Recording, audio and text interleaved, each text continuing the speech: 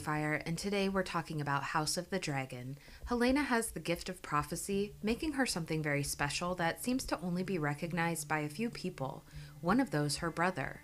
But not her husband brother. Oh no, she has caught the sight of one whose eye cannot look away. There have been some hints over the past few episodes to something more going on between Aemond and Helena, so today let's take a deep dive into how this could affect the later story in some very dark ways. Just a heads up, this video will contain spoilers from the book Fire and Blood. So Helena and Aegon II were married in the tradition of the Targaryens, brother to sister. This was mentioned going back to episode 7 in Driftmark, where Aegon complained at what an idiot his sister Helena is. Helena is a bit different, and clearly a dragon dreamer, like her father and many other Targaryens, including Aegon the Conqueror. I talked about Helena's abilities as a dreamer and a warg in another video linked below. Helena has made some prophetic remarks under her breath, such as, "You'll have to close an eye." Spool of black, dragons of flesh, weaving dragons of thread. Hand turns. Beware the beast beneath the boards. It's a beast beneath the boards. And each of her dreams have come true. When Alicent comes to Helena to tell her of her father's death, Helena knows exactly what this will mean. Aegon will be put on the throne, and many will die at his coronation. Many believe the beast beneath the boards referred to something sinister in the future, but in actuality, Helena saw the massive destruction in the dragon pit, which killed many people. Helena is not the only person dreading her brother on the throne. Aemond believes he'd be better suited for the throne, and clearly Aegon doesn't want it. Aemond is a serious young man, stoic, and does not show his feelings. He is intense. He is the warrior to his family, just as Daemon is to Rhaenyra and his side of the family.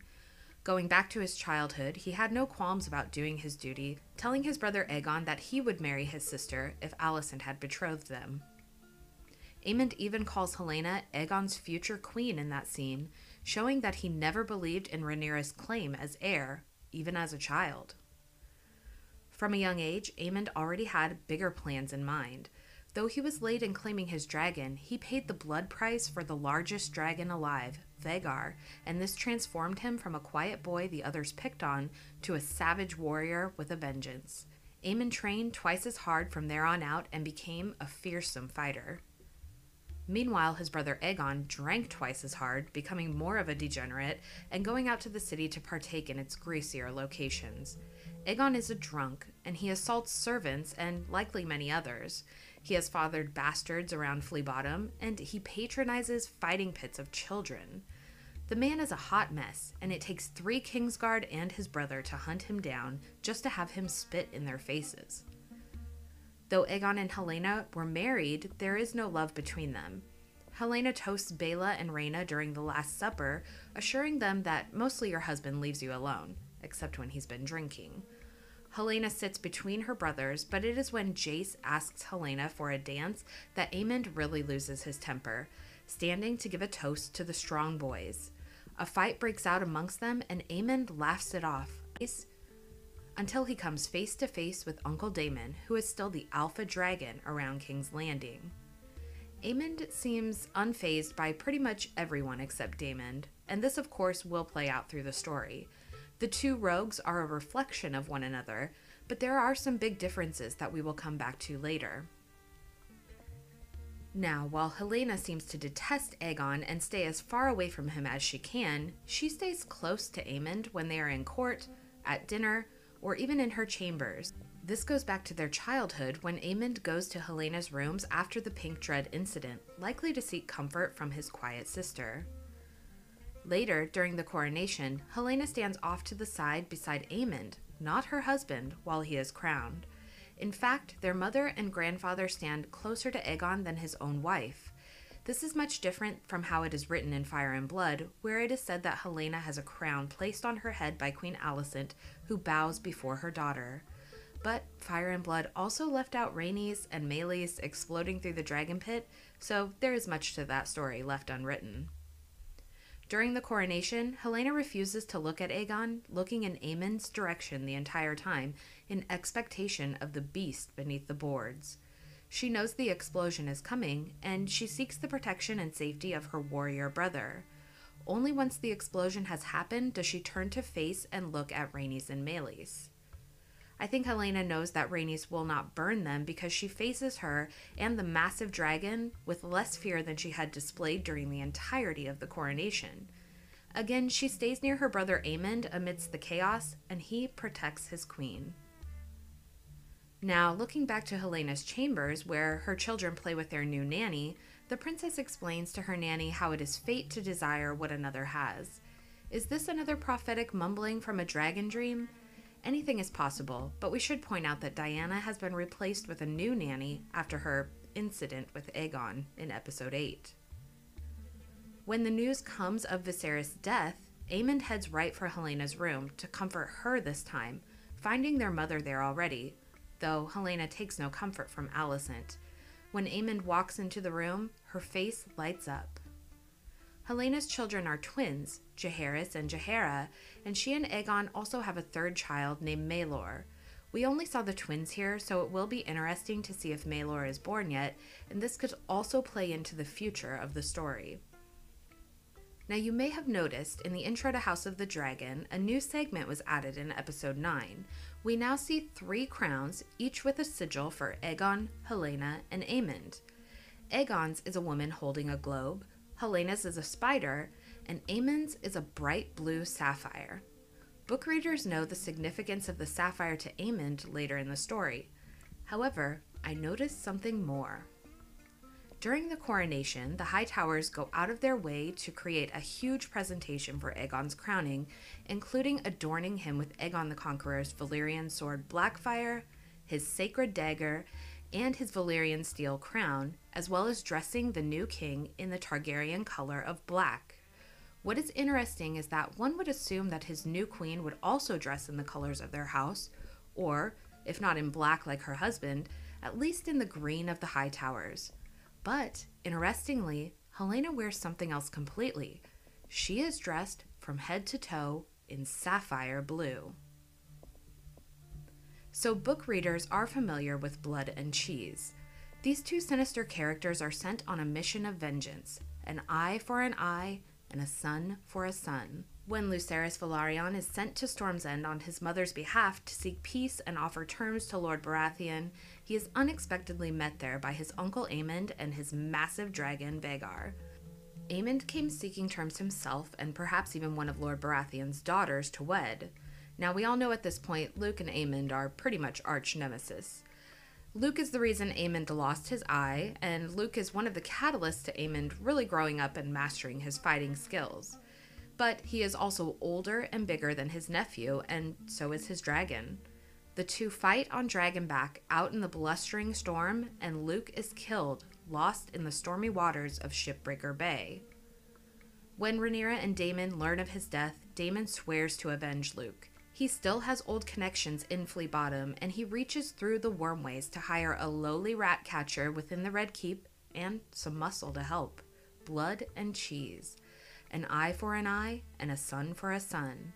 The men enter Helena Targaryen's rooms, taking Queen Alicent hostage, and when Helena returns with her children, they make her choose one. Just one son, that's all. Helena offers herself instead, but they say it must be one of the boys. This is vengeance for Luke's death. Helena chooses Maelor, as he is the youngest child, but cruelly the men kill Jaehaerys instead and leave Maelor alive. The men keep their word and leave the rest of them and sneak out through the passageways of the Red Keep. Helena suffers great mental woe from this. Unable to care for herself or the children, she sends Jaehaera and Maelor to her mother to care for them. Helena tortures herself over making the choice of a child, and eventually she leaps from her window to her death onto the spikes below.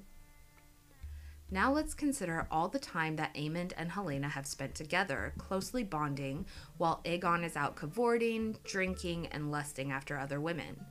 Is it possible that Aemond and Helena have a thing going on? The 2 obviously care deeply for one another, and Aemond always looks to protect Helena.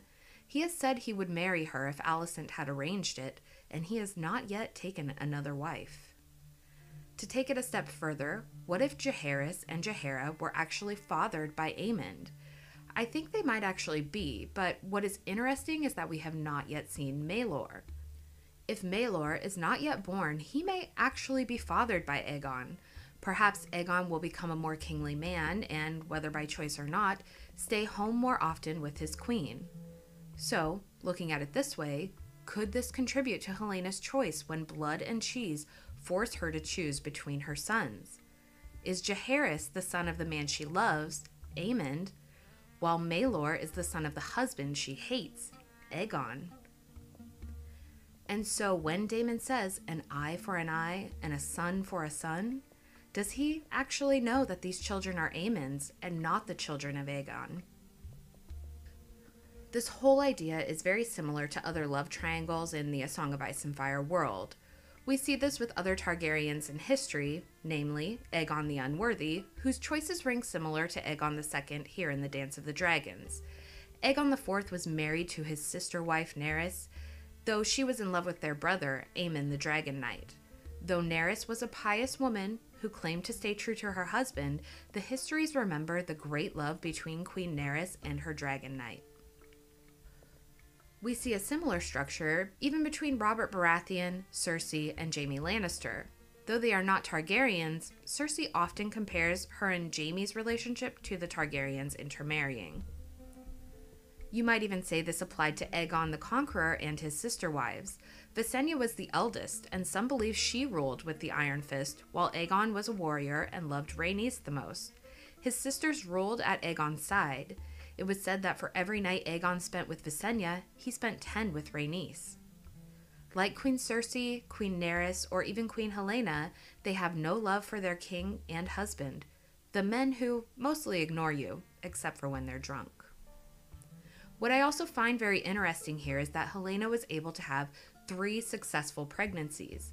Unlike Daemon, who has been trying to recreate the 3 heads of the dragon, but has only been able to have 2 children with either of his wives. The 3rd child results in a monstrous birth. This could be an extra thorn in Daemon's side when fighting against his nephew. Perhaps Aemond, like his uncle, believed in this magical recipe as well.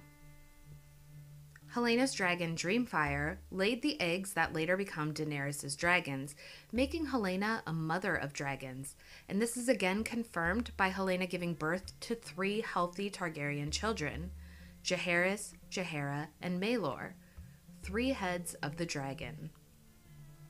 I think the only person who truly values Helena and her unique abilities and her amazing accomplishments as a mother, as a dragon rider, a dreamer, and a warg is her brother Aemond, who is equally underappreciated for his own gifts he brings to the family.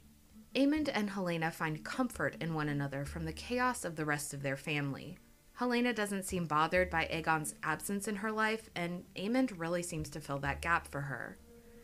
It's very clear that Aegon isn't fit to rule and will be a puppet king for his mother and grandfather. But remember what Tyrion says, it's very hard to put a leash on a dog once you've put a crown on its head. Aemond would be predictable, reliable, and fearsome, while Aegon would rather be drinking somewhere. But what do you all think? Do you think that Aemond and Helena are better suited for one another and better suited to rule? Would they build a relationship behind their brother's back, or would Aegon even care? And do you believe that Helena's children are actually fathered by Aemond, making the trade of a son for a son so much more personal? Let me know your thoughts and questions in the comments below. Is this our new fandom ship? Because I think we can all agree Helena is just the bee's knees. Thank you all so much for watching, and be sure to hit the like button, subscribe to the channel, and ring that notification bell. And if you can share this video out with your friends and on your social media, I would super appreciate it while I battle the YouTube powers that be for flagging my videos for pretty much anything and everything they can. I appreciate all of your support for my channel, and consider joining my channel memberships here on YouTube by clicking the join button below or through Patreon, which is linked in the description. With both, you will gain exclusive benefits and access to new videos and other cool stuff.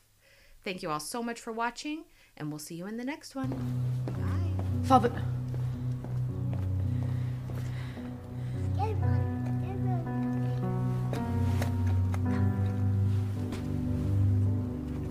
What's happened?